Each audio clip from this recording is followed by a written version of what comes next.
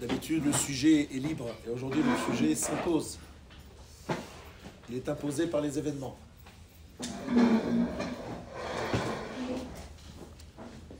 Je voudrais vous dire ce qui m'est arrivé lorsque je suis arrivé à la Yeshiva en 1982, c'est pas hier, vous savez.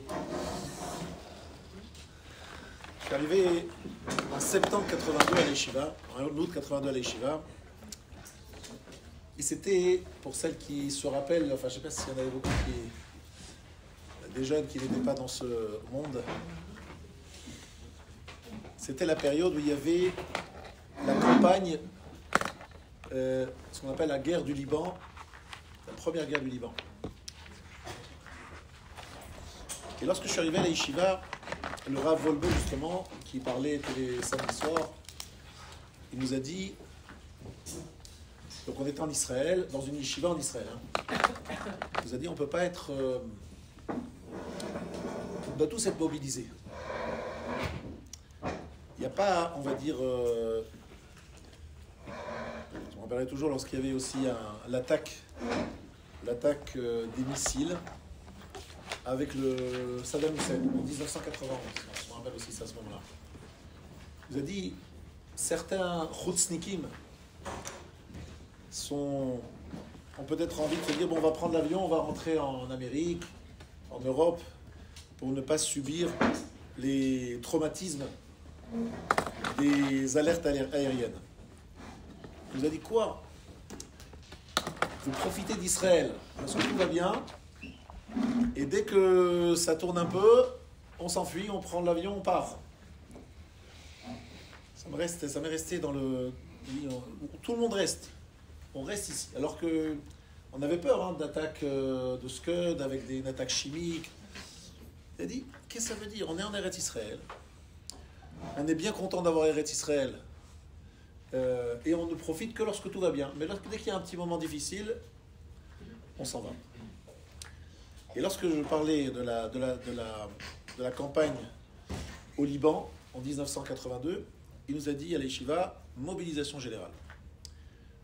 Mobilisation générale, ça veut dire quoi? Ça veut dire qu'à l'époque de David Ameller, il y avait en fait deux armées qui travaillaient ensemble. Une armée qui combattait et une armée qui priait. Mais ils allaient tous au front. D'ailleurs, vous avez remarqué qu'aujourd'hui, au front, il y a vous avez tous vu des vidéos où il y a, au Hachem, des gens, religieux, non religieux, peu importe, qui sont là, qui viennent remonter le moral des soldats. Mais à l'époque, ils venaient prier. Et d'après ce que j'ai entendu, même il y avait 2 prieurs pour chaque soldat.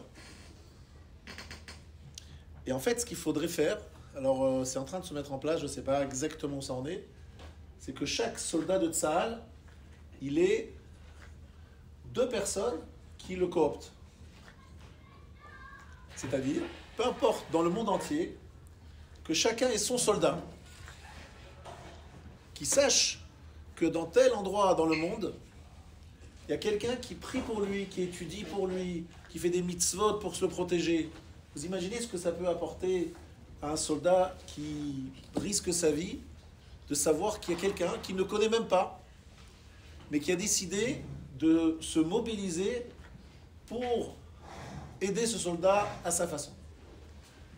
Ce serait extraordinaire de mettre ça en place. C'est pas facile, parce qu'il y a toute une organisation, mais même si on n'a pas le nom, mais si on leur dit, sachez qu'à Aleph, il y a tant et tant de personnes qui se mobilisent pour, par exemple, on peut prendre un groupe de l'armée, je ne sais pas comment ça s'appelle, une plouga, je ne sais pas les noms exactement, peu importe. Ça, c'est la plouga soutenue par Aleph. Puis il y a une plouga soutenue par la communauté de Levallois, une autre communauté là. C'est-à-dire que toutes sortes, ils savent que est leur parrain, et il faut peut-être les aider financièrement s'ils ont besoin de nourriture, mais aussi les aider psychologiquement, et aussi les aider par notre filote et par nos mitzvot. Là, qu'est-ce qu'on obtient? À part, évidemment, l'intérêt pour les protéger, etc., et le côté pour leur morale, il y a quelque chose de plus important que tout ça aussi. c'est qu'en fait, on fait le tikkun de ce qui n'a pas été fait avant ce Shabbat. C'est qu'on approfondit la conscience de ce que c'est le clan Israël. Parce que tout le monde est conscient qu'une partie, une des raisons pour laquelle il y a ce qu'il y a, une des raisons, sans doute pas la seule, mais une des raisons, c'est parce que le clan Israël était peut-être dispersé, Mephozar ou Mephorad, et que là, maintenant, Baruch Hashem, on est tous unis. C'est pour ça que je suis très confiant dans l'issue de ce combat. Mais comme vous tous, je suis très, on va dire, soucieux des vies humaines qui sont en jeu. Tout le monde, évidemment, y pense. Combien ça va coûter en vie humaine de rentrer dans des ruelles de Gaza avec des gens aussi cruels comme... Alors là, je pense qu'on a vu, et vous le savez tous, ce qui s'est révélé ces dernières heures même, ces derniers jours, une cruauté sans nom. Comment est-ce qu'on peut imaginer nos jeunes de 18 ans, 19 ans, rentrer dans des ruelles, être menacés à tout moment par des gens qui connaissent parfaitement la topographie des lieux? C'est vrai que ça fait très peur. Mais nous devons savoir et nous devons nous croire à 100% que celui qui protège Israël, et effectivement, on l'a vu, même pendant ces quelques jours, des gens qui ont été protégés d'une façon miraculeuse, qui ont témoigné eux-mêmes, qui ont été protégés. Pourquoi ne pas croire que Bezrat Hashem, même si ce n'est pas facile au niveau du Derech HaTeva, les chemins de la nature, mais il y a une protection divine que nous pouvons, entre guillemets, mobiliser pour leur mérite, pour les protéger. Et donc éviter des sacrifices humains, des pertes humaines, même si, encore une fois, je sais que le cerveau humain se dit « mais non, c'est dangereux ». Akadosh Baruch Hu, il a ses chemins, il peut protéger chaque individu d'une façon incroyable. À nous d'être conscients de cela, d'y croire et d'agir pour cela. Donc, je pense que, encore une fois, c'est peut-être une initiative qu'on pourrait prendre tous ensemble aujourd'hui, d'accord ? C'est d'essayer de coopter en prenant contact avec l'armée israélienne, en disant, voilà, tel groupe de l'armée israélienne nous serons leurs parrains, de manière, à les aider, mais aussi à se convaincre, nous tous, que ce combat, ce n'est pas le combat de monsieur un tel ou monsieur un tel, c'est le combat du clan Israël contre Ishmaël, pas tout Ishmaël, évidemment, on ne met pas tout le monde dans le même sac, mais contre le péré Adam de Ishmaël, le sauvage d'Ismaël, qui nous menace à tous, d'ailleurs en France également, et dans le monde entier. Et donc, c'est un combat pour Hachem, parce que Ishmaël, il est un combattant contre une certaine approche de la Torah, parce que vous savez que Ishmaël, pourquoi est-ce qu'il nous combat ? Alors on peut toujours, il y a évidemment des gens qui ne comprennent pas grand-chose, mais Ishmaël, la raison pour laquelle il nous combat, c'est qu'il considère que Eretz Israël, c'est à lui, et que les Juifs doivent être tous jetés à la mer. Mais pourquoi est-ce qu'il dit ça ? Il dit ça parce qu'en fait, leur prophète, qui entre parenthèses est d'une mère juive, donc il était juif, leur prophète leur a dit que si la rébellion musulmane réussit, c'est parce que Israël a été chassé par Hachem. Hachem a chassé les Juifs parce il a détruit le premier temple, puis après il a détruit le deuxième temple. Il a donné un guet, ça y est, je ne veux plus entendre parler du peuple juif. Et donc, nous, les musulmans, comme ça ils parlent, on a repris cette place. Il y en a qui vont plus loin et qui disent que c'est pas Yitzhak qui a fait Akedat Yitzhak, c'était Ishmael. C'est Akedat Ishmael, ça va très loin. C'est ce truc, c'est qui me l'a dit, qui était dans un plateau télévision, où il y avait un imam qui défendait que c'était pas Yitzhak, c'était Ishmael qui était sur Akedat Yitzhak. Vous voyez, je pense que ça parle de la folie. Et donc, ils ont cette volonté de prendre notre place. Donc, lorsque nous, on retourne en Israël, qu'on est à Yerushalayim, et qu'on veut tous reconstruire le Beth Amikdash, ça les rend fous. Parce que ça va à l'encontre de la base même de leur religion, qui dit Israël a été congédié, a été repoussé, c'est fini Israël. C'est nous qui avons pris la place. Et nous on revient, ça les rend fous. Donc automatiquement, c'est pour cela que ces fondamentalistes, qui ne sont pas en vérité, ils sont cruels et tout ce que vous voulez, mais en fait ils suivent une logique qui est commune à tous les musulmans du monde. Alors tous les musulmans du monde ne pensent pas qu'il faut jeter les juifs dans la mer. Mais tous les musulmans du monde voudraient que le peuple juif qui est en Israël accepte le fait que Jérusalem leur appartient. Mais pourquoi Jérusalem leur appartient ? Pour pas que nous, on s'installe à Jérusalem, surtout au Bar Habayit, sur le mont du Temple. Parce que le mont du temple, si ça revient à Israël, c'est la fin de leur religion. Vous comprenez, c'est ça leur problème. Et donc lorsque les gens pensent qu'ils vont trouver une solution géopolitique, ils n'ont pas compris qu'en fait il y a un problème beaucoup plus profond. C'est des gens très croyants. C'est des gens très croyants, il faut leur laisser. Je rapporte souvent cette histoire, c'est que le Rav, le Maharil Diskin était un grand chacham du 19e siècle. Lorsqu'il voyait un arabe, il habitait à la fin de sa vie à Jérusalem,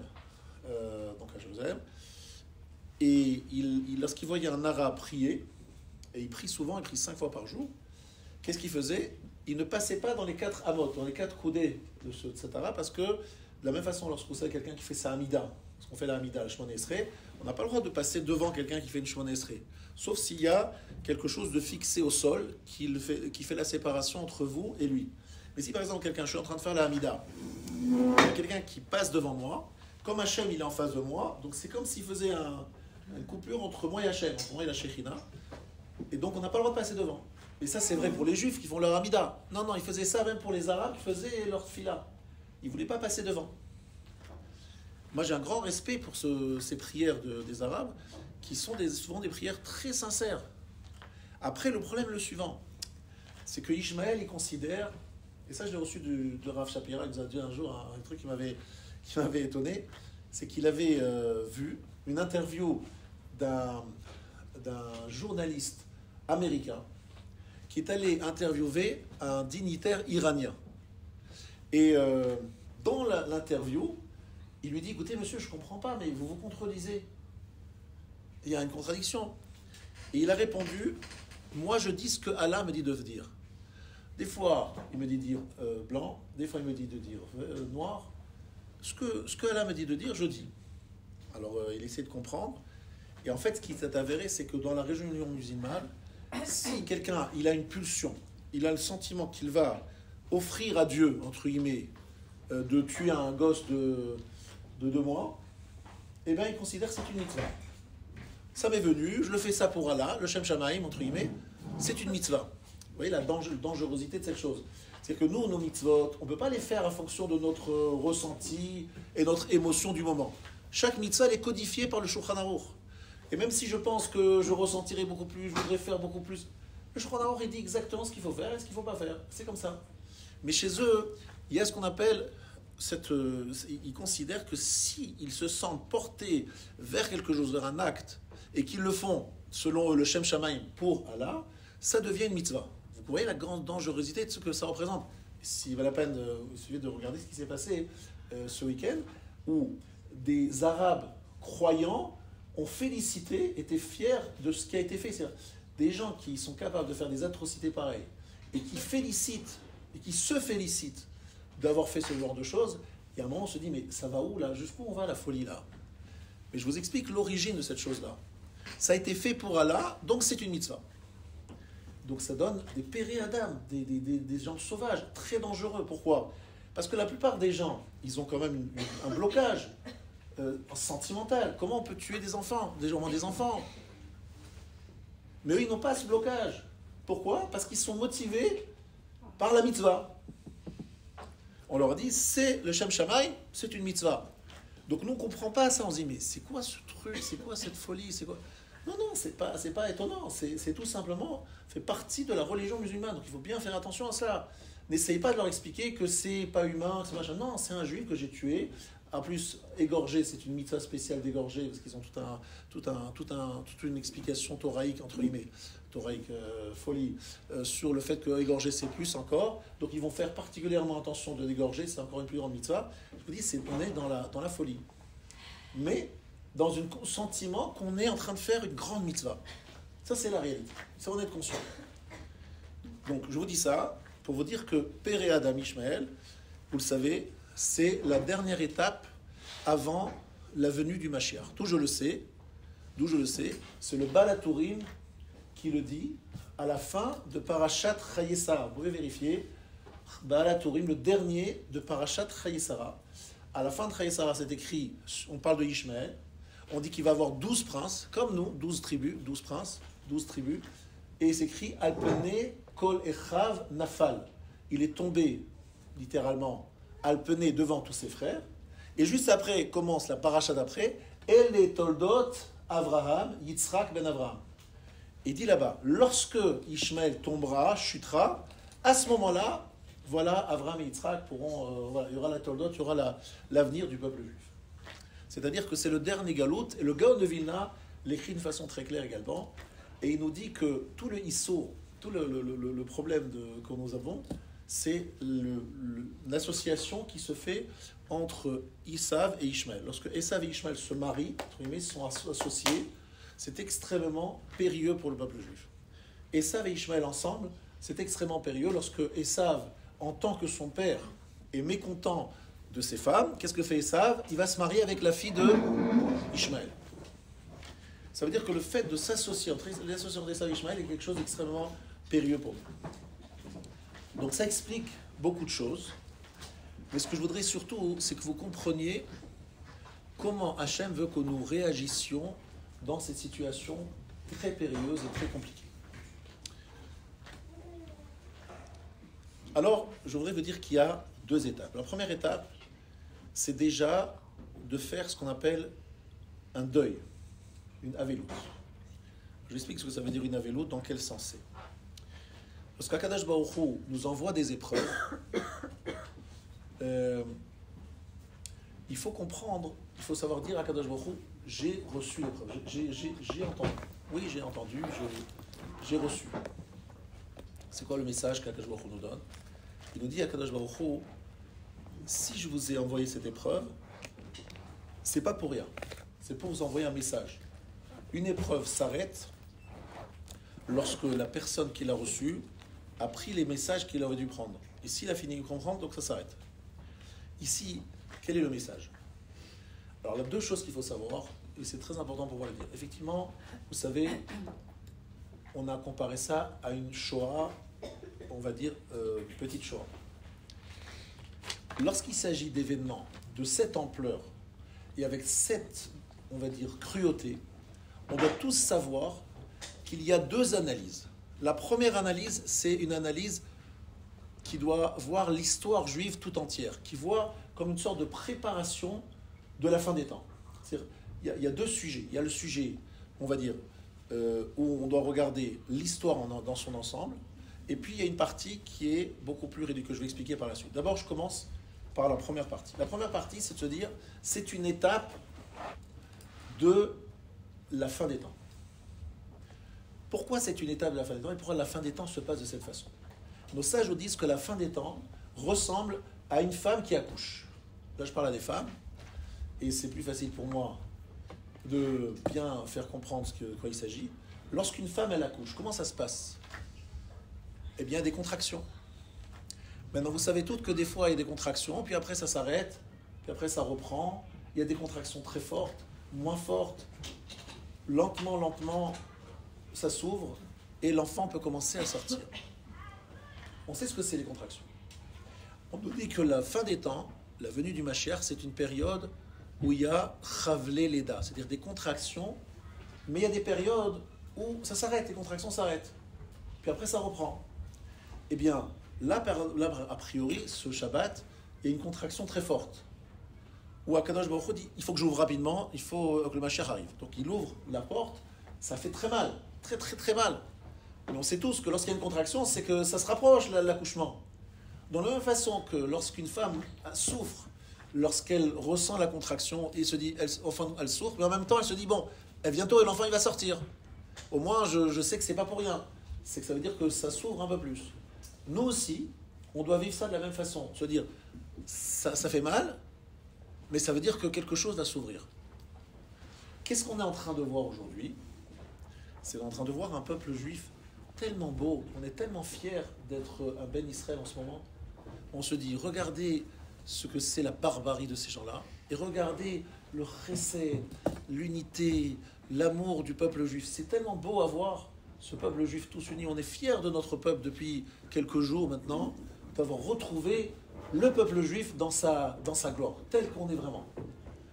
Les petites dissensions d'avant, c'était des petites erreurs. Mais là, on a retrouvé le peuple juif dans sa gloire.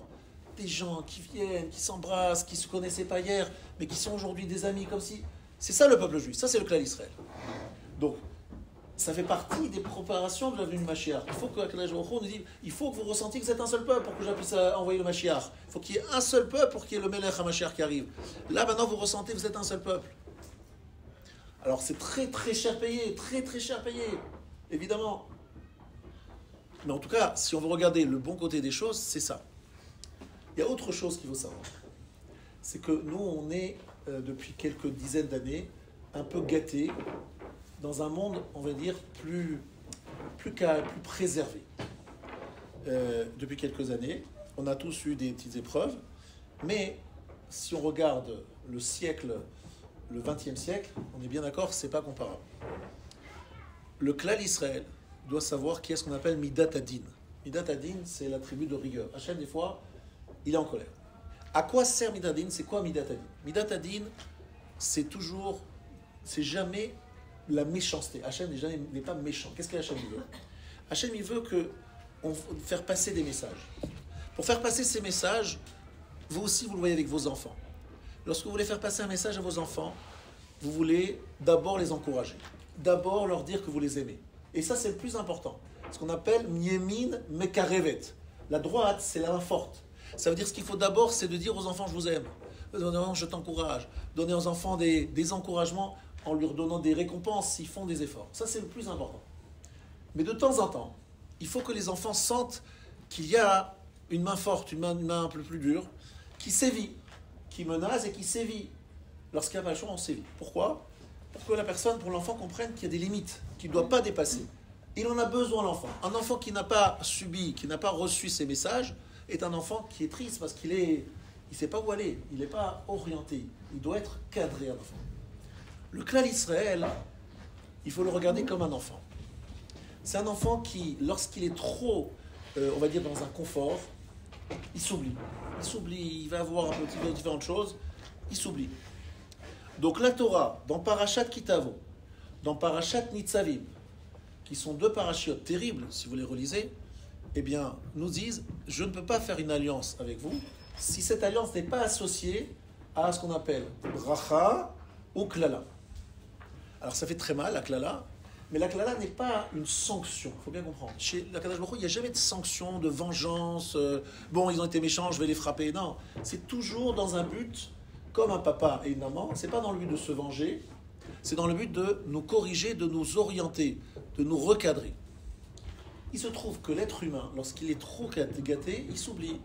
Il se permet de faire un certain nombre de choses, il se laisse aller. Donc Akadosh Baruch Hu, de temps en temps, il fait un charonaf. Il n'y a pas eu depuis ces dernières dizaines d'années une telle colère divine. Moi-même, on a tous du mal à entendre, Bichlal, à imaginer ce qui s'est passé ce jour-là. C'est tellement, tellement incroyable, inimaginable qu'on n'arrive pas encore vraiment à le croire, à croire ce qui s'est passé. Alors il y a des images terribles, mais c'est très difficile à accepter. Mais qu'est-ce qu'il y a derrière? Akadosh Baruch Hu, lorsqu'il parle à son peuple, de temps en temps, on espère le plus rarement possible, il envoie des messages durs, dans lesquels il dit à Akadosh Baruch Hu, regardez, des enfants sont morts d'une façon atroce. Ces enfants-là, ils sont purs. Les enfants, qu'est-ce qu'ils ont fait? C'est pas les enfants qui sont frappés. C'est le peuple juif auquel Akadosh Baruch Hu s'adresse. Il ne s'adresse pas à ces enfants, il s'adresse au peuple juif. Il veut nous dire quelque chose, il veut nous envoyer un message. Il veut nous dire, Rabotai, c'est vrai, moi je suis Chesed. Akadosh Baruch Hu, il a créé le monde, Olam Chesed Ibane. Il veut nous faire du bien. Je veux vous donner du bien. Mais de la même façon qu'avec un enfant, si je lui donne, et je lui donne, et je lui donne, et bien finalement cet enfant il comprend plus du tout, il trouve que c'est un dû, c'est normal. Ah oui, il m'a donné papa, mais c'est normal, c'est un dû. Et si on lui donne pas le cadeau, il va dire, ah papa, tu m'as pas donné le cadeau, maman, tu m'as pas... Ben ça, c'est plus un cadeau. Donc de temps en temps, on le prive de certaines choses, pour que demain, il comprenne que ce qu'il a reçu, merci papa, merci maman. Ici, Akadosh Baruch Hu nous a mis dans une situation très compliquée, pour qu'on comprenne combien c'est le chesed Hashem qu'on a eu jusqu'à présent, et qu'on aura, Bezrat Hashem, très bientôt, on va retrouver très bientôt, c'est un vrai chesed. Pour pouvoir le comprendre et le reconnaître, il faut de temps en temps nous envoyer des messages de rappel, qui sont très durs, mais qui nous permettent après de comprendre qu'après, voilà, ce que Hashem nous donne au quotidien. Parce qu'il faut savoir, je le dis très souvent, Bétamina, depuis des années, je dis, est-ce que vous êtes conscient et consciente, de ce que représente Israël, entouré par des Arabes, non seulement entourés par des Arabes, mais des Arabes qui vivent à l'intérieur d'Israël. Et que pour un rien du tout, tout peut changer, tout peut basculer. Je l'ai dit plein de fois. Et vous savez très bien que on a dit le Hallel pendant longtemps. Pendant longtemps, on a répété le Hallel. Mais est-ce qu'on écoute? Et on écoute vraiment ce qu'on dit? Est-ce qu'on pense à ce qu'on dit? Pas trop. On lit un peu rapidement. Alors je vous relis juste une phrase du Hallel. Une phrase du Hallel qui est très étonnante. Je vais juste le retrouver le Hallel 2 secondes. Voilà. Hallelu et Adonai kol goyim. Shabechu kol haumim. Ki gavar alenu chasdo ve'emet Adonai leolam halleluja. Louez Hachem, tous les peuples. Shabechu, faites un shevar, une louange à Hachem, tous les peuples. Qui gavar alenu chasdo. Parce que sa générosité est forte à notre égard. Gavar alenu chasdo. Vous demandez aux goyim de louer Hachem parce que Hachem il est généreux avec nous. Et ça ne veut rien dire. Les goyim, ils ne vont pas remercier Hachem parce qu'il est généreux avec nous. Mais en fait, les goyim, ils sont conscients de la protection qu'Hachem nous donne parce qu'ils savent combien ils préparent d'actes terroristes, combien ils font des choses terribles et chaque fois, ça ne fonctionne pas, ça ne marche pas. Mais combien de projets terribles ont été déjoués sans qu'on le sache? Alors des fois, c'est par les forces de sécurité israéliennes, mais des fois, c'est tout simplement parce que ça a échoué pour différentes raisons. Mais eux, ils savent combien il faut remercier Hachem. Et on s'adresse aux goïms, remercier, parce qu'en fait, les goïms, ils savent plus que nous combien on doit remercier Hachem. Et cette fois-ci, je voudrais que vous écoutiez bien ce que je dis maintenant. Cette fois-ci, ce qui s'est passé, c'est quelque chose qu'il faut que vous compreniez bien. Ces Arabes n'ont jamais imaginé qu'il serait aussi simple de rentrer en Eretz Israël. Ils sont rentrés comme s'ils allaient à une balade de santé. Alors il faut sachez qu'il y a des dizaines de personnes qui sont derrière des écrans et qui contrôlent la barrière de sécurité 24 heures sur 24, 7 jours sur 7, avec des capteurs extrêmement puissants et qui contrôlent. Des fois, ils m'ont raconté que des fois, ils sortent parce qu'ils ont senti un mouvement. En fait, c'était un chat. Donc des fois, souvent, ils partent pour rien, pour voir parce qu'il y a un chat. Là, c'est pas un chat, c'est des bulldozers. Je sais pas s'il y a 18 endroits ou 25, selon les avis. Des bulldozers qui font exploser la truc. Et là, personne n'a vu. Mais les plus étonnés, ce sont les terroristes. Ils ont dit, mais c'est pas possible, ils sont où? Ils sont où? Donc ils savaient même plus quoi faire, tellement ils avaient de la place, le temps, ils étaient libres de faire ce jeu, ils étaient eux-mêmes, ils ont dit, mais où est la résistance, où est l'armée israélienne, où ils sont passés? Eux-mêmes, ils se sont dit, mais c'est bizarre. C'est-à-dire que, d'un côté, Hachem, il nous protégeait jusqu'à présent d'une façon incroyable sur des projets très complexes. On arrivait à déjouer des choses où tout simplement ça a échoué, alors que c'était une préparation minutieuse, avec dans le détail et dans la discrétion. Et une chose aussi énorme, aussi grosse, aussi incroyable, personne n'a vu. Et personne n'est venu pendant des heures. Vous dites, c'est pas possible. Il faut quand même vous dire. Après, on va chercher les responsabilités. Un, il va dire c'est l'Iran, et l'autre, il va dire que c'est ceci, l'autre, il va dire c'est cela. Chacun va trouver une explication. Il y aura une commission d'enquête, mais ce n'est pas le travail d'un rabbin de vous expliquer. Je constate que ce jour-là, il n'y avait personne. Et on a affaire à des gens qui sont capables de détecter un petit chat qui se frotte contre la barrière. Donc c'est quand même quelque chose avec des personnes qui travaillent 24 heures sur 24, 7 jours sur 7 sur ce sujet, avec des capteurs ultra sophistiqués. Donc vous devez vous poser la question, vous dire, mais qu'est-ce que c'est que le message? C'est ça qui m'intéresse. Le message, il est très simple, très clair. Très clair. Le jour où il y a une Gezerah, un décret divin, tu peux avoir l'armée la plus sophistiquée, tout ce qui nous protège, ce n'est pas une armée. C'est Iné lo yanum velo ishan shomer Israël. C'est le gardien d'Israël. Et ça, c'est tellement évident, surtout qu'on passait juste après Sukkot. Sukkot, c'est des moments où on parle de la Shmira, On a parlé je ne sais pas combien de fois de la shmira, de la souka nous protège, et la souka ceci, et la souka cela. On sort de la souka, le lendemain, catastrophe. Or, pendant Sukkot, on prie pour les Umot HaOlam. C'est le jour où on prie pour les Umot HaOlam. Maintenant, écoutez-moi bien. Qu'est-ce qu'on fait à Shmini Atzeret? Et là, je vais vous donner une explication que je n'ai encore jamais donnée. Et je voudrais que vous l'écoutiez bien parce que c'est un chidouche que je pense, mais que je n'ai pas lu. Le jour de Simchat Torah, c'est le 8e jour de Sukkot. Ce jour-là, on n'apporte pas 13, 11, 12 taureaux. On apporte un seul taureau. Un seul bélier. Pourquoi? Parce qu'Akadosh Baruch Hu dit, on a passé des grands moments ensemble, mais pendant ces moments, vous priez pour les peuples du monde. Maintenant, je vous demande de passer un moment exclusivement avec moi. Cachez Alay Predatrem. Je ne vais pas vous quitter. Prenons une Seouda Ketana, une petite Seouda parce qu'il n'y a qu'un seul taureau, et on va prendre la chose ensemble parce que je veux profiter de vous. Avant, il y avait les Umot HaOlam, on parlait des Umot HaOlam. Là, je vais être que avec vous. Et ce jour-là, ils ont attaqué. Quel est le message? Le message d'abord de leur côté. Sans qu'ils le sachent, je ne pense pas qu'ils ont fait le pérouge que je suis en train de vous dire, mais je vais vous expliquer ce que Hachem nous envoie comme message. C'est que quelque part, ce qui les dérange, les Umot HaOlam, c'est justement le 8e jour de Sukkot. Cette relation privilégiée qu'a le peuple juif avec Hachem. Nous revendiquons avoir une relation privilégiée avec Hachem, d'avoir la possibilité de nous asseoir avec lui seul. Et il nous a donné un rôle très spécial. Et ça les rend fous.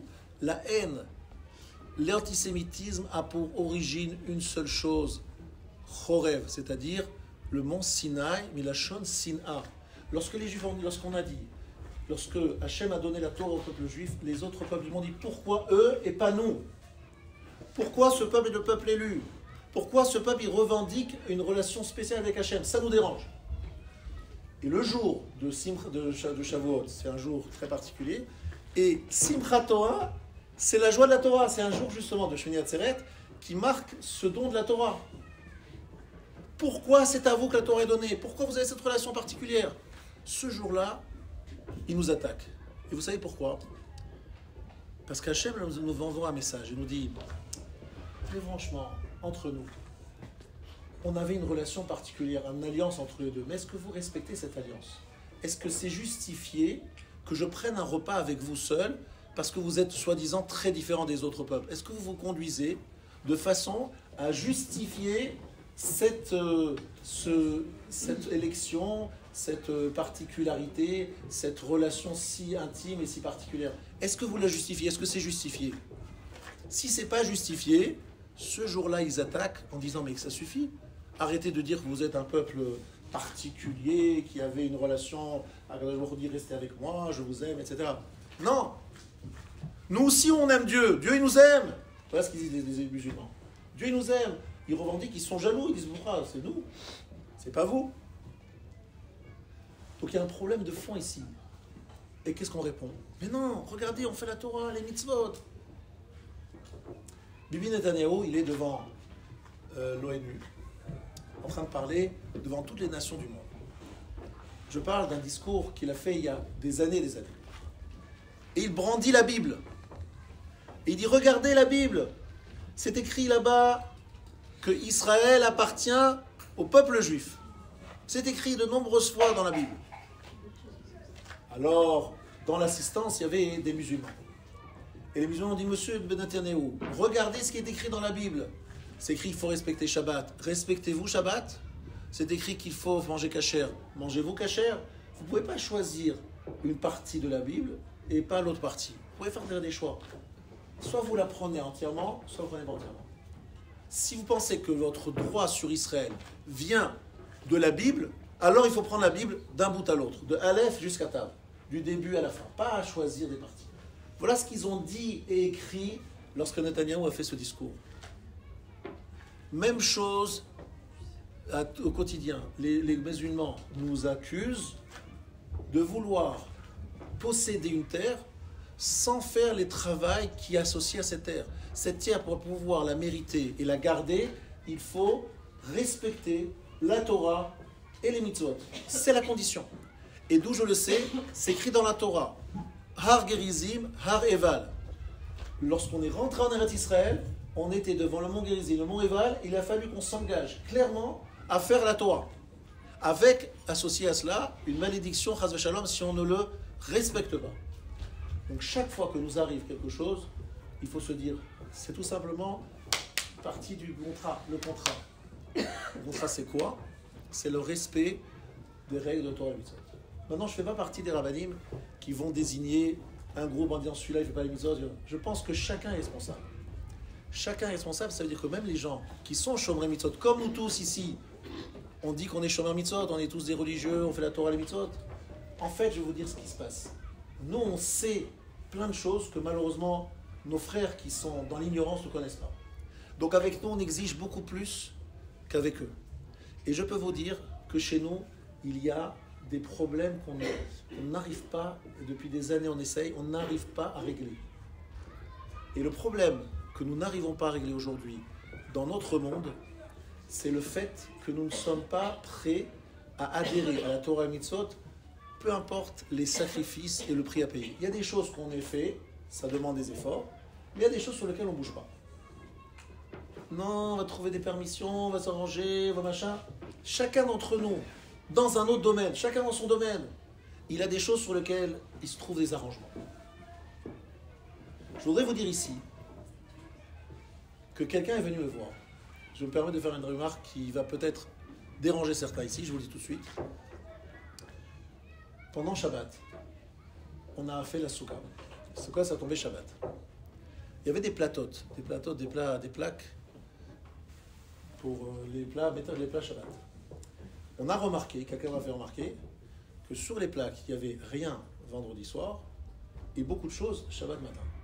C'est-à-dire qu'il y a des gens qui ne savent pas, j'imagine que c'est la méconnaissance, c'est l'ignorance, qui ne savent pas qu'il est interdit, pendant Shabbat, de sortir une marmite du frigidaire et de la poser sur une plaque pendant Shabbat.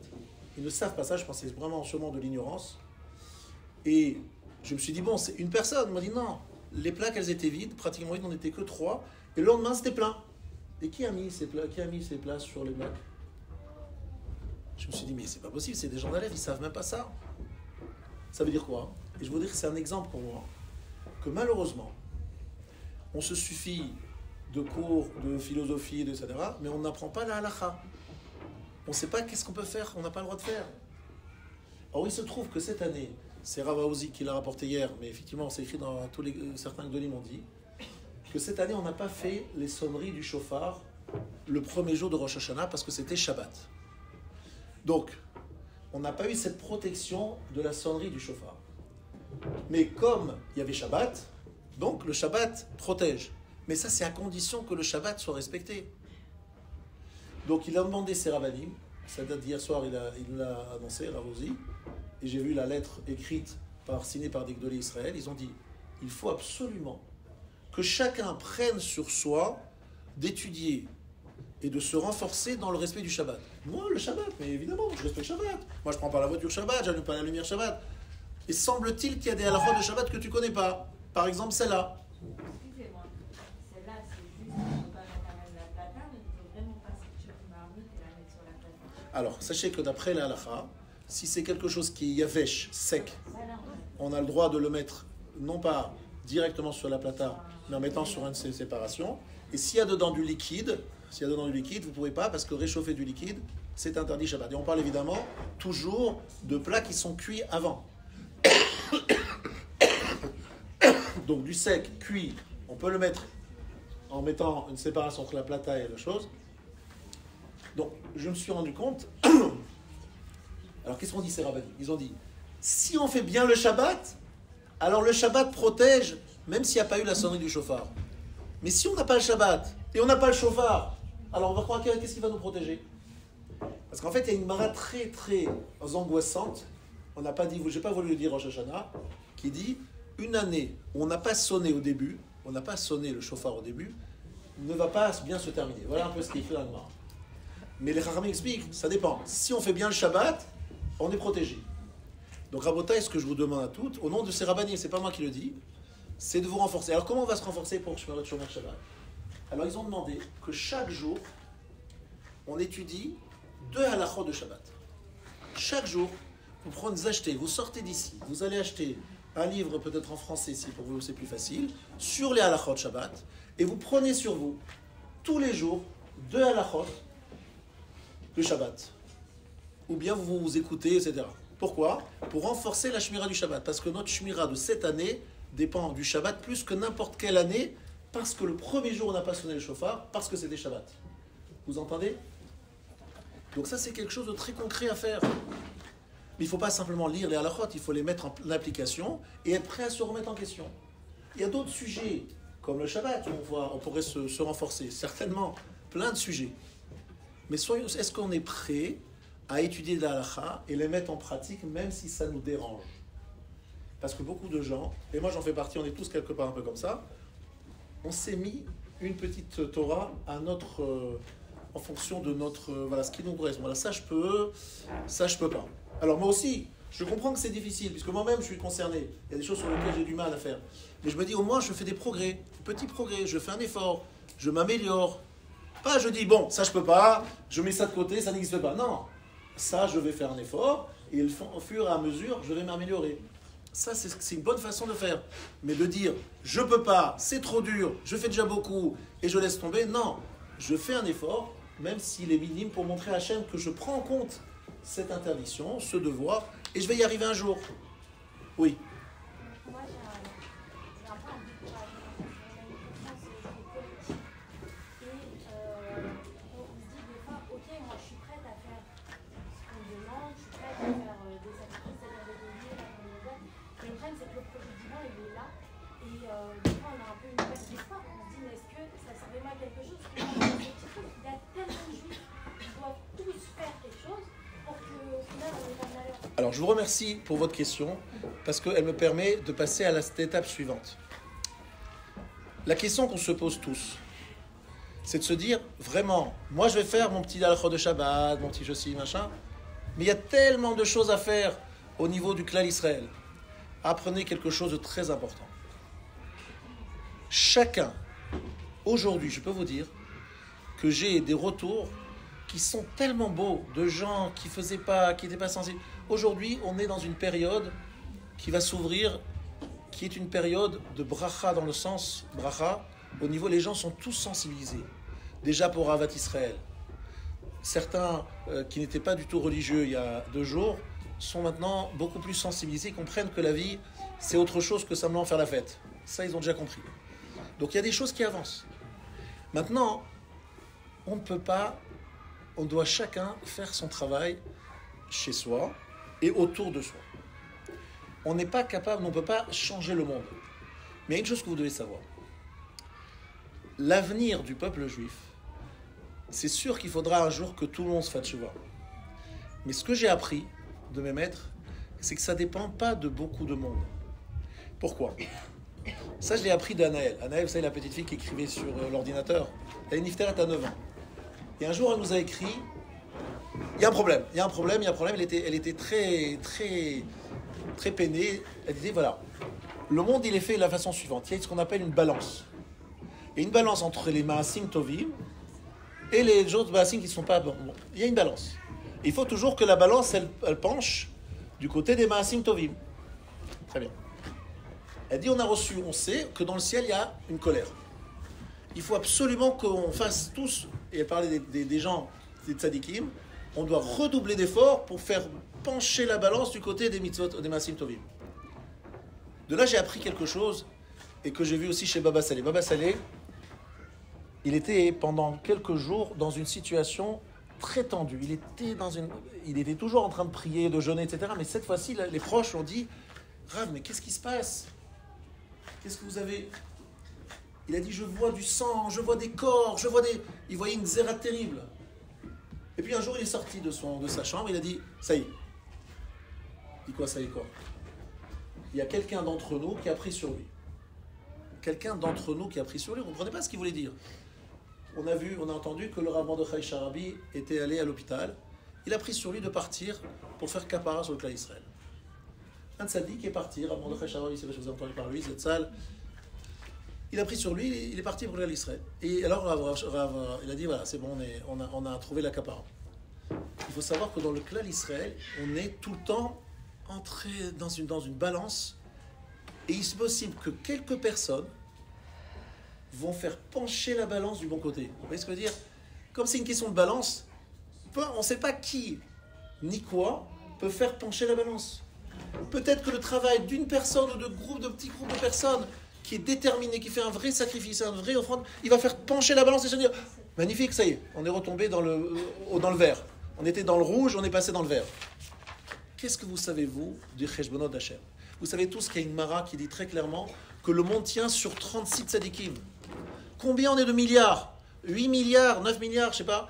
Il y a 36 tzadikim qui soutiennent le monde entier. Mais vous imaginez ce que ça veut dire? Et même Rabbi Shimon Bar Yochai, il a dit si le monde peut tenir que sur son mérite à lui et de son fils, Rabbi Lazare. Donc vous voyez ce qui est écrit dans la Gemarot. On ne voit pas les choses comme le voient les Occidentaux. Le nombre, combien il y a, etc. Non, chez nous, c'est une question de qualité. Il peut y avoir peu de gens de très grande qualité qui amènent et protègent le monde entier. On dit que la génération de Rabbi Shimon Bar Yochai, il n'y a pas eu d'arc-en-ciel. Pas eu d'arc-en-ciel parce que le monde tenait par le mérite d'un seul homme. Rabbi Shimon Bar Yochai. Le monde entier, Akadosh Baruch Hu ne se mettait pas en colère contre ce monde, il ne voulait pas le détruire parce qu'il y avait un homme, Rabbi Shimon Bar Yochai. Donc en fait, nous, on ne voit pas les choses du tout de cette façon-là. Donc c'est possible que le clan Israël, il attend simplement de nous, de quelques personnes, qu'on remette la balance du bon côté. Pour nous, tous les corbanotes, tous les gens qui sont partis, et ils sont malheureusement très nombreux, chacun d'entre eux, il y a une histoire qu'on ne connaît pas, mais il y a une chose qu'on doit faire et qui n'est pas facile, je vous dis très clairement, il faut la faire, c'est dire El Emuna Ve'en Avel. Tzadik Ve'yachar, ça s'appelle Tziduk Adin. Tout ce que fait Akadosh Baruch Hu, c'est pour le bien. On ne sait pas quels sont les cheshbonot, on ne les connaît pas, mais ce qu'il fait, c'est pour le bien. C'est très dur à accepter, à entendre, à dire même. Mais il faut se le rappeler et se le répéter. Tout ce que fait Hachem, il n'y a rien qui descend du ciel qui ne soit pas pour le bien. Maintenant, je ne dirai jamais ça à la maman qui a vu son enfant. Voilà. Je ne le dirai pas et je vous le dis devant vous en sachant que je ne peux pas vraiment le dire parce que je vous dis franchement, j'ai beaucoup hésité à dire cette phrase. Même cette phrase, j'y crois. Mais c'est des choses qui sont difficiles à dire. Parce que lorsqu'on a vu ce qu'on a vu, lorsqu'on a entendu ce qu'on a entendu, c'est compliqué. Voilà. C'est très compliqué. Mais je crois, je suis Mahamine, et j'espère qu'un jour, j'arriverai comme quelqu'un qui a perdu quelqu'un de cher. Il doit dire Baruch Dayan Haemet Besimcha. On va dire Baruch Dayan Haemet, c'est la bracha qu'on fait lorsqu'on a perdu quelqu'un de cher. Besimcha, je me dis, mais comment c'est possible? Alors en fait, je voudrais vous dire quelque chose là-dessus aussi. D'un côté, il y a ce qui est écrit dans les textes, et il faut savoir que ce qui est écrit dans les textes, c'est vrai. Et d'un autre côté, il faut savoir qu'on n'est pas toujours à la madriga, mais qu'il faut savoir que soit c'est deux choses l'une. Soit on se dit que ce qui s'est passé est injuste, c'est-à-dire qu'Akadosh Baruch Hu fait des choses injustes, ce qui est inacceptable, c'est-à-dire qu'en fait on quitte tout et on s'en va. Là. On laisse la Torah, voilà. Donc ce que fait Akadosh Baruch Hu est juste. Donc s'il fait juste, c'est quoi? Comment ça peut être juste? Comment expliquer ça?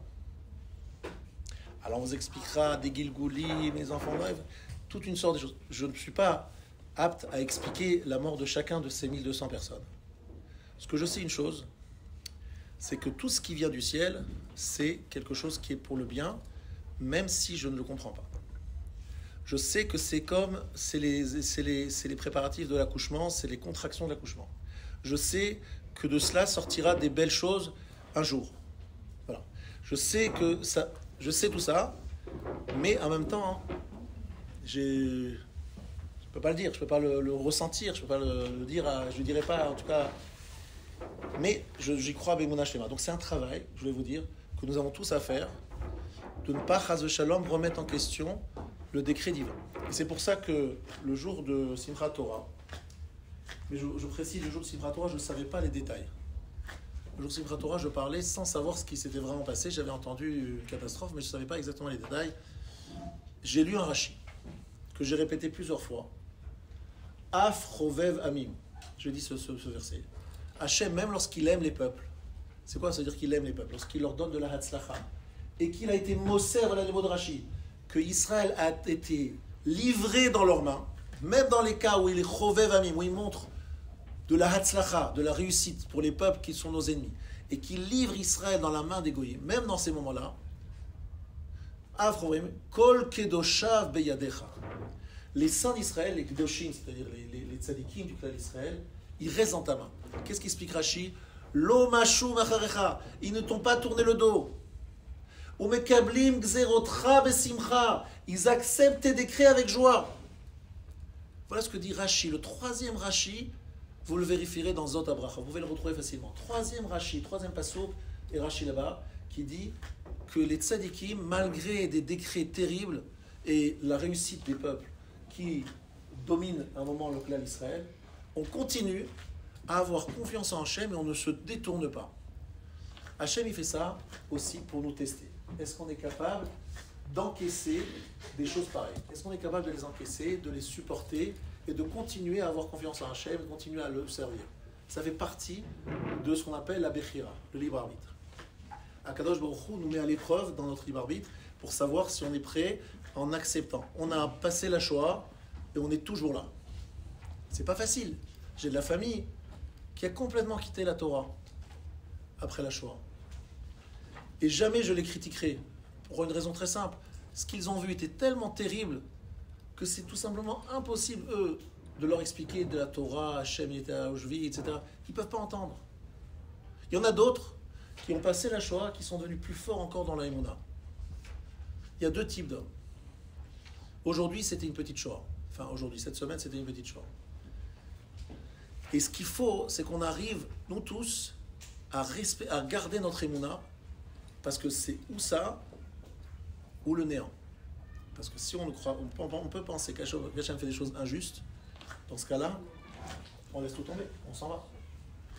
Donc Hachem, tout ce qu'il fait, c'est juste. Alors c'est quoi ce qu'il explique-moi? J'ai pas d'explication, alors je sais que si je pouvais être dans le ciel maintenant, je pourrais trouver l'explication. Donc on a demandé au rabbi de Tzanz, qui était à Auschwitz, ou dans un autre camp de concentration, qui a vécu des choses horribles, une horreur. Si vous ne voulez juste pas écouter ce qui s'est passé, il a vécu des horreurs. On lui dit, Rav, qu'est-ce qui s'est passé à la Shoah? Expliquez-nous. Il a dit, j'ai pas de réponse. Alors, il n'y a pas de réponse? Si, il y a des réponses. Dans le ciel. Mais je ne suis pas pressé de les avoir. Mais il y a des réponses. Elles sont là-bas. C'est-à-dire qu'en fait, je vais expliquer quelque chose. Le Sod HaNeshamot, une des choses qui m'a le plus marqué lorsque j'étais à l'Yeshiva, j'avais 17 ans, et j'avais toutes ces questions, et j'étais très perturbé. Alors je suis allé voir un grand Rav, qui s'appelle le Rav Gedalia Eizman, qui est plus de ce monde, c'est des grands tzadikim qui était à l'Yeshiva de Kelm avant la guerre. Et je lui dis, Rav, expliquez-moi. Et en fait, il m'a dit, Sod HaNeshamot, le secret des âmes, c'est-à-dire, expliquez ce qu'il a voulu dire. Ce qu'il a voulu dire, c'est qu'en fait, chacun d'entre nous, il a une histoire qui commence depuis Adam Arishon, depuis la création du monde jusqu'à la fin des temps. Il y a tout un processus. Et vous savez quoi? On ressemble à quelqu'un qui voudrait comprendre ce qui se passe dans ce petit laps de temps de notre vie, alors qu'on n'a absolument pas de vision d'ensemble. Je vous demande toujours cette image. Il y a quelqu'un qui est allé visiter le Louvre. Il voulait absolument rentrer dans une des salles où il y avait une œuvre monumentale d'un très grand peintre. Alors le responsable lui a dit, excusez-moi, mais en ce moment, cette salle, elle est en réparation, c'est pas accessible. Mais si vous voulez, vous pouvez regarder à travers le trou de la serrure. Donc il a regardé dans le trou de la serrure, il a vu un tout petit partie de cette œuvre, de ce chef-d'œuvre monumental, mais c'était vraiment, ça faisait tout le mur. Un tableau magnifique, mais dont il a vu qu'une petite partie.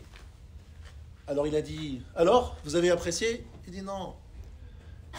Pour comprendre la puissance de cette œuvre, il faut la voir dans son ensemble. Et là, on m'a permis de voir qu'à travers le trou d'une serrure. Ainsi, nous, on veut regarder et comprendre l'histoire en regardant dans le trou d'une serrure. Mais en fait, l'histoire, elle est longue. Il y a une histoire, chacun d'entre nous, il a une longue histoire avant de venir sur Terre qui nous a précédés. Et on ne peut pas comprendre le sens de notre venue sur Terre à travers ce petit regard, ce petit trou de serrure. On a une vision très limitée des choses. Alors vous allez me dire, oui, mais monsieur le rabbin, j'ai besoin de réponses, j'ai besoin d'explications. Je vous réponds. Tzadik veralo. Racha vetovlo, le tzaddik pour qui les choses vont mal, ou le racha qui réussit dans la vie, c'est la question que Moshe Rabbeinu a demandé à Kadosh Baruch Hu. Il a dit Hachem, explique-moi, c'est injuste, pourquoi cette injustice? Pourquoi des enfants meurent? Pourquoi des gens meurent? Pourquoi cette horrible, cette horreur? Qu'est-ce qu'il a dit à Kadosh Baruch Hu? Vechanoti et asher achon, verichamti et asher achem. Il lui a dit, tu ne peux pas comprendre et je ne t'expliquerai pas. Parce que si je t'explique ça, c'est qu'en fait, tu n'es plus un homme, tu es un malach, tu es déjà revenu dans l'autre monde. Ça fait partie des choses que je ne veux pas révéler parce que ça fait partie du jeu, entre guillemets, qui justifie notre existence sur Terre. Toute notre existence. Vous parlez à des gens qui sont loin, la plupart des gens qui sont loin, ils vont sortiront toujours cet argument. Tzadik veralo. Pourquoi ce tzadik il souffre? Alors moi je lui réponds, non mais le tzadik, sa récompense est dans le Olam Haba. Il dit, mais pourquoi il souffre? Je lui dis, mais j'ai pas de réponse, je peux essayer d'imaginer, il paye ses fautes, etc. Il faut savoir que c'est le point là, même Moshe Rabbeinu, si on lui demandait, explique-nous pourquoi ce tzaddik il souffre, d'après Rabbi Meir, il n'avait pas de réponse, Moshe Rabbeinu. Parce qu'il lui dit, si je t'explique tout ça aussi, tu n'as plus de raison d'être sur terre, tu es mort, tu es déjà dans l'autre au-delà. Et donc c'est ça qui est le point le plus difficile, c'est de savoir accepter et dire, tout ce que fait Hachem, c'est pour le bien, même si je ne comprends pas. Je regarde à travers le trou d'une serrure et je ne comprends pas l'histoire dans son ensemble. Je ne sais pas vers où Hachem va nous amener et d'où il nous amène. Maintenant, je peux vous donner une lecture très sympathique de ce qui s'est passé, entre guillemets, pas très sympathique, que tout ce qui s'est passé, c'est la dernière étape avant la venue du Mashiach. Pourquoi? Parce que qu'est-ce qui va se passer? Il va se passer qu'ils vont peut-être rentrer dans Gaza, faire une guerre contre Ishmaël qui va se propager. Mais à la fin, Ishmaël et Israël vont devoir, ce sera la fin, le conflit qui dure depuis tant d'années, va finalement trouver sa résolution. Comment? Je ne sais pas, mais je peux le lire comme une sorte de début d'un processus de la fin de l'histoire d'Ishmaël, de la confrontation entre Ishmaël et Israël. Et donc, comme je l'ai dit au début du shiur, Alpene kol echav nafal, il va tomber, Ele toldot Avraham Yitzhak. C'est la fin de l'histoire et donc le début de la rédemption. On peut voir ça comme ça. On aimerait bien que ce soit le cas, que ce soit la dernière étape. Je ne sais pas, je ne suis pas prophète, je ne peux pas vous dire ce qui va avoir, je ne connais pas l'avenir. Mais j'aimerais que finalement, toutes ces morts ne soient comme tous ceux qui vivent aujourd'hui, ne soient pas morts pour rien, et que ce soit pour ouvrir des portes. Et aussi pour nous permettre un jour de pouvoir répondre à toutes ces questions qu'on a. On a plein de questions. Mais les réponses sont là-haut. On a envie de rester soi-même sur Terre pour essayer de vivre et de faire encore des choses. Et Bezrat Hashem, le jour après 120 ans, on aura les réponses. Mais c'est pas urgent d'avoir les réponses tout de suite. Mais c'est urgent que le problème se résolve. Et que tout simplement, il faut savoir les choses. Je lance un grand appel devant toutes les femmes qui sont là. Je ne sais pas si vous êtes capables de faire quelque chose. Mais une fois que tout cela sera terminé, je l'espère de la meilleure façon possible, ne redevenons pas ce que nous étions avant. Et je pense que le moment est venu de s'asseoir, tous, des responsables, des intellectuels, des philosophes, des rabbins, des gens de la société civile, des businessmen, de s'asseoir autour d'une table et se dire, voilà, jusqu'à présent, l'avenir d'Israël était dans les mains de politiciens, qui chacun avait des avenirs et des ambitions. Peut-être le moment est venu de réfléchir à ce que doit être un État d'Israël aujourd'hui en 2023. Parce que quelque part, on est à bout de souffle. On est dans un schéma qui a été fait en 1948 et le monde a changé. Les gens ont changé. Les soldats sont aujourd'hui très motivés. Mais vous savez que juste avant cet événement, les gens, ils n'avaient pas très envie d'être à l'armée.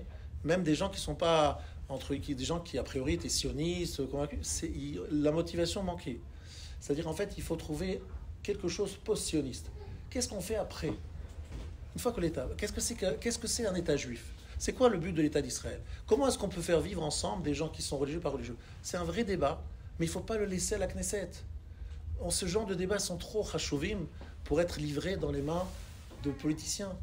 Pourquoi est-ce que moi, juif religieux, je dois être représenté par des Chavrei Knesset? Moi, je veux être représenté par des Gdolei Israël. Moi, je veux être représenté par des gens qui sont apolitiques et qui voient le bien du peuple.